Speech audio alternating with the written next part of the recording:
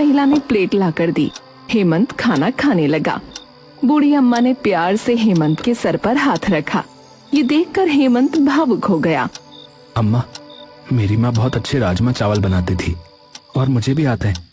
मैं भी ढाबे पर बनाया करूँगा। ठीक है बेटा। एक सुनसान जंगल में हेमंत को सहारा मिल गया था।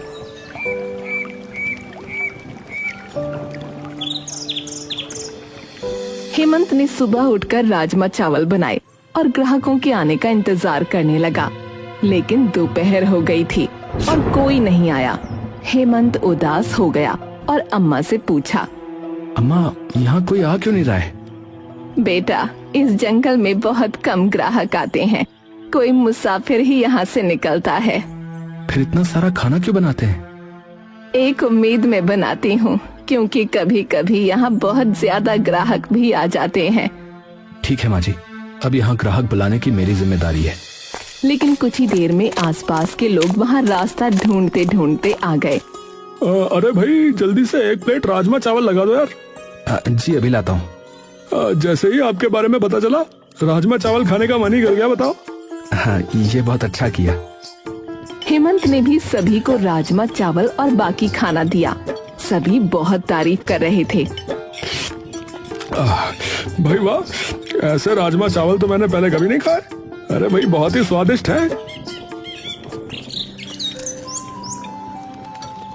कुछ ही देर में हेमंत के ढाबे का सारा खाना खत्म हो गया। लेकिन ग्राहक और भी आ गए। आज सब खत्म हो गया है, आप कल आना, मैं कल ज्यादा बनाऊंगा। सभी वहाँ से चले गए।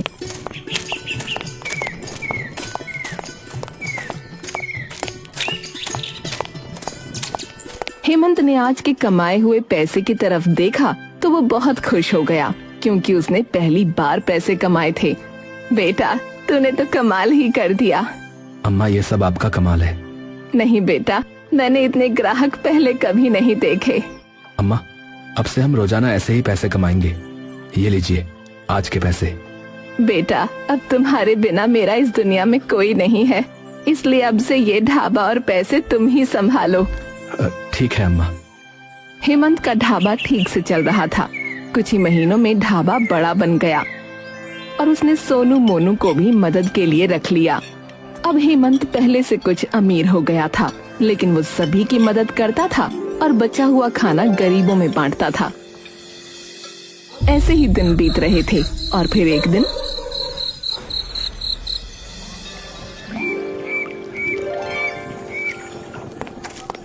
एक गरीब दंपति वहाँ से निकलकर जा रहा था।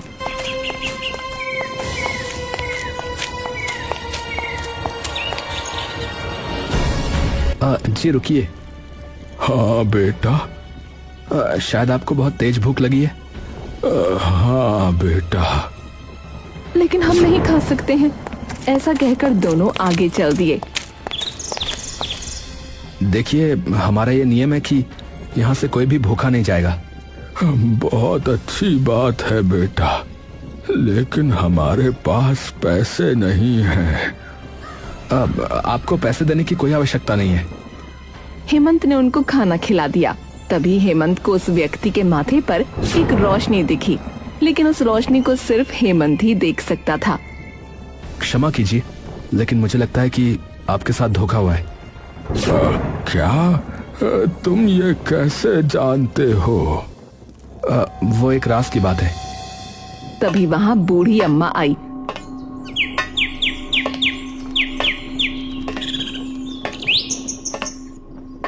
क्या हुआ हेमंत बेटा?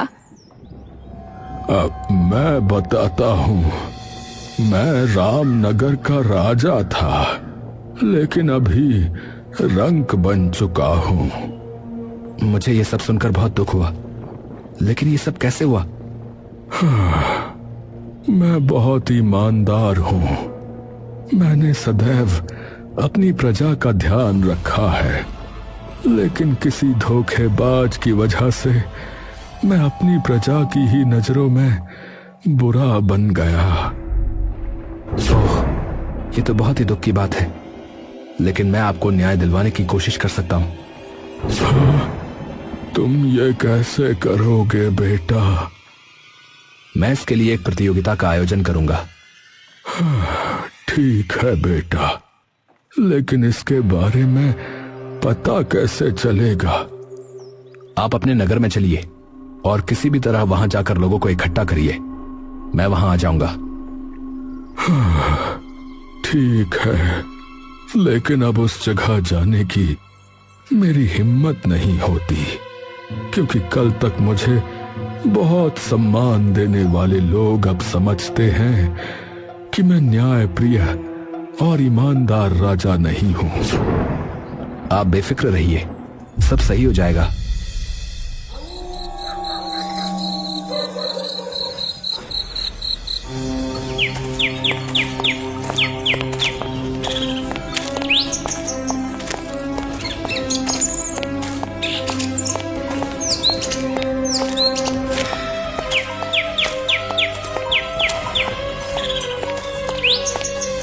अगले दिन सुबह राजा रानी भेष बदलकर रामनगर पहुंच गए और अपने एक शुभ चिंतक के द्वारा नगर के सभी लोगों को मैदान में इकट्ठा करवा दिया।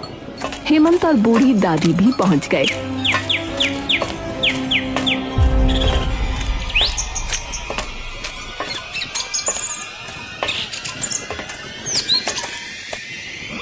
मेरी आज्ञा के बगैर तुम सब क्यों इकट्ठे हुए हो? पता नहीं महाराज, ये सब यहाँ क्यों आए हैं? इन सभी को मैंने यहाँ बुलाया है। कौन हो तुम? पहले कभी इस नगर में नहीं देखा? जी मैं राजमा चावल वाला हूँ। अपने राजमा चावल बेचो ना, यहाँ क्यों भीड़ इकट्ठी की है? खेल दिखाने वाले मदारी हो क्या? जी मैं आपके नगर में एक राजमा चावल की प्रतियोगिता कराने आया हूँ। इसमें क्या होगा? मेरा ऐसा मानना है कि जो सबसे ताकतवर है वही प्रतियोगिता कर सकता है। इस बात से क्या आशा है तुम्हारा? जी ये जादुई राजमा चावल है। इनको सिर्फ सबसे बलशाली व्यक्ति ही खा सकता है, इसलिए मैं नगर नगर उस बलशाली व्यक्ति को ढूंढ रहा हूँ। नगर के सभी लोग ये देखकर अचंभित थे। राजा रानी भीड़ में छिपे रहे। मंत्री ने उत्सुकतावश हेमंत से पूछा, अच्छा ये बताओ कि तुम ऐसी प्रतियोगिता क्यों कर रहे हो? मैं दूर नगर से आया हूँ। मुझे मेरे राजा साहब ने भेजा है। उनकी पुत्री के विवाह के लिए ये प्रतियोगिता हो रही है। ये सुनकर मंत्री और सैनिक ने एक दूसरे की तरफ देखा और मुस्कुराए। तुम इन गरीबों में बलशाली व्यक्ति ढूंढ रहे हो? जी मैं कुछ पहले प्रतियोगिता हमसे प्रारंभ करो। जी ठीक है मंत्री जी। हेमंत ने पतीलों से 2 प्लेट राजमा चावल निकाले और मंत्री और सैनिक को खाने को दिए। मंत्री और सैनिक बहुत खुश थे, क्योंकि दोनों मन ही मन राजकुमारी से विवाह और साम्राज्य का मालिक बनने का सोच रहे थे। नगर की प्रजा भी प्रतियोगिता के परिणाम का इंतजार कर रही थी। ये प्रतियोगिता मैं ही जीतूंगा, क्योंकि मुझसे अधिक बलशाली यहाँ कोई नहीं है। मैं भी जीत सकता हूँ, और मेरे बारे में आप जानते भी हैं। हाँ हाँ देखते हैं। हाँ, ये सब क्या है? ये क्या हो रहा है? हे राजमा चावल वाले, तूने हमें क्या खिला दिया है?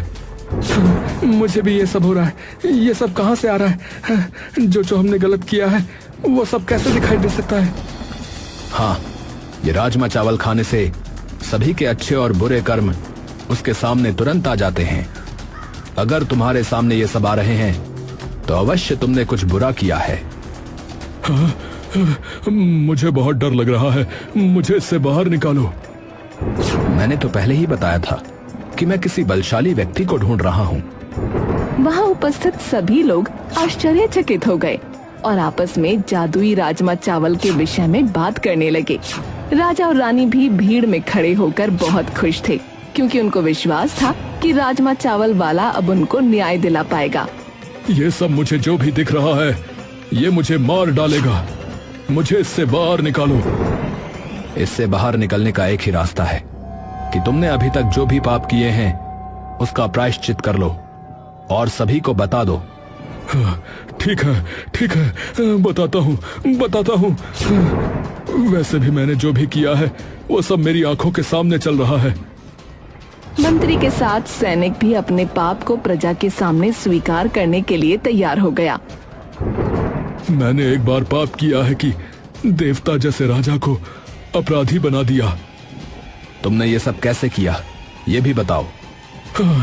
मैं स्वयं राजा बनना चाहता था और ये सैनिक मंत्री बनना चाहता था, परंतु रामनगर की प्रजा राजा को देवता की तरह पूजती थी।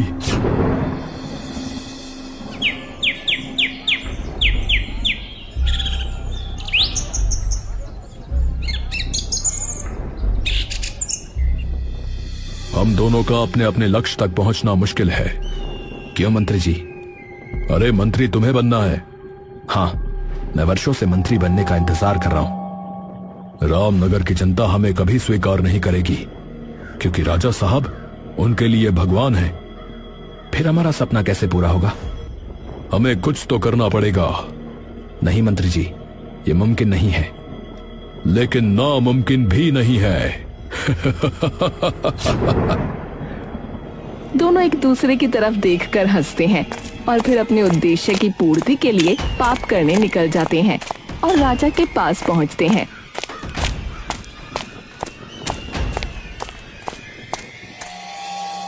तुम सैनिकों के साथ अनाज, कपड़े, आवश्यक औषधि को ले जाओ और सभी को बांट दो।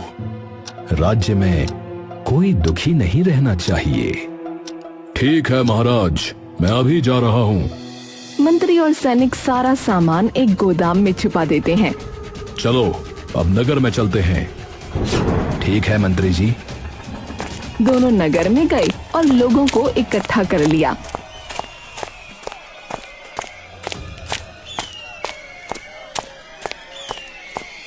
मुझे बहुत दुख है ये बताते हुए कि महाराज ने बुलवाया है कि वो अब आपका ध्यान नहीं रख पाएंगे। इस बार आपको महल से कोई भी सहायता नहीं मिलेगी। नगर के सभी लोग बहुत उदास हो गए और इसी तरह कई महीने बीत गए। मंत्री और सैनिक दोनों ने राजा को बहुत बदनाम कर दिया। नगर में हाहाकार मच गया। सारी प्रजा ने मिलकर राजा का विरोध कर दिया। मेरे पास अपनी सफाई में कहने के लिए कुछ भी नहीं है, परंतु मैं इतना कहूंगा कि मैंने तुम्हें दुख नहीं पहुंचाया है। लेकिन ये सब किसने किया है मैं नहीं जानता। अवश्य किसी ने विश्वासघात किया है। इतना कहकर राजा और रानी महल छोड़कर निकल गए।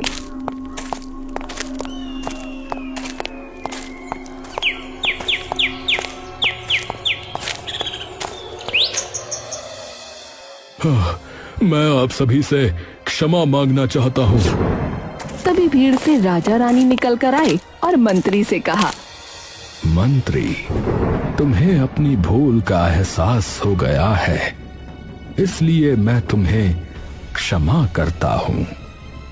हाँ मंत्री, तुमने लालच में आकर गलती की है, लेकिन हम तुम्हें क्षमा कर रहे हैं। आगे से जनता को कोई कष्ट मत पहुँचाना।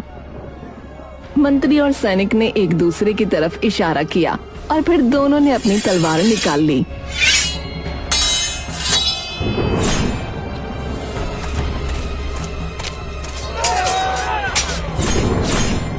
मंत्री, तू ऐसी हरकत अवश्य करेगा, मैं जानता था, क्योंकि जिसको धोखा देने की आदत पड़ जाए वो कभी नहीं बदलता। मंत्री का ऐसा व्यवहार देख प्रजा बहुत क्रोधित हो गई और सभी ने मिलकर मंत्री और सैनिक को मार दिया और सभी ने उन्हें वापस रामनगर का राजा बनाया। हेमंत, आज तुम्हारी वजह से हमें हमारा सम्मान वापस मिला है। महाराज, ये तो इस जादुई चावल का कमाल है। ये तुम्हारे पास कहां से आए? महाराज, ये जादुई राजमा चावल मुझे रास्ते में एक साधु महाराज ने दिए थे। शायद भगवान यही चाहते थे कि मैं माध्यम बनूं। कोई मेरी सहायता करो। बाबा, आप चिंता ना करें, इन दुष्ट घड़ियालों को मैं देखता हूं।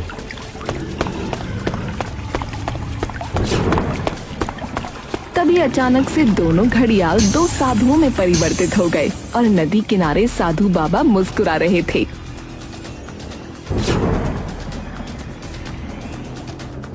अचंभित मत हो हेमंत, ये तुम्हारी बुद्धिमत्ता और शौर्य की परीक्षा थी जिसमें तुम उत्तीर्ण हुए हो। ये दोनों मेरे ही शिष्य हैं। बाबा, ये क्या लीला है?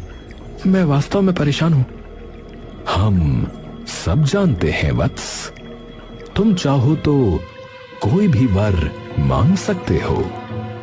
नहीं बाबा जी, मैं कोई वर धारण कर घमंड का भागी नहीं बनना चाहता। अति उत्तम।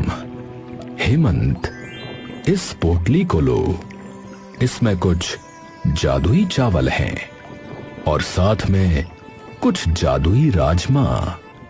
इन्हें अपने साथ रखो। लेकिन बाबा, ये भला मेरे किस काम के? ये समय आने पर तुम्हें स्वयं ज्ञात हो जाएगा वत्स। तुम्हारी परेशानियों का हल यहीं से होगा। इस तरह मुझे ये राजमा चावल मिले थे जो आज इस राज्य के काम आए। बहुत अच्छा।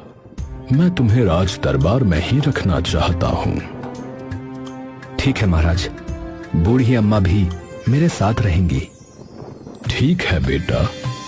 हेमंत का जीवन सुधर गया। अब बूढ़ी अम्मा भी उसके साथ राज दरबार में रहने लगी और राजमा चावल की वजह से रामनगर एक बार फिर से खुशहाल हो गया।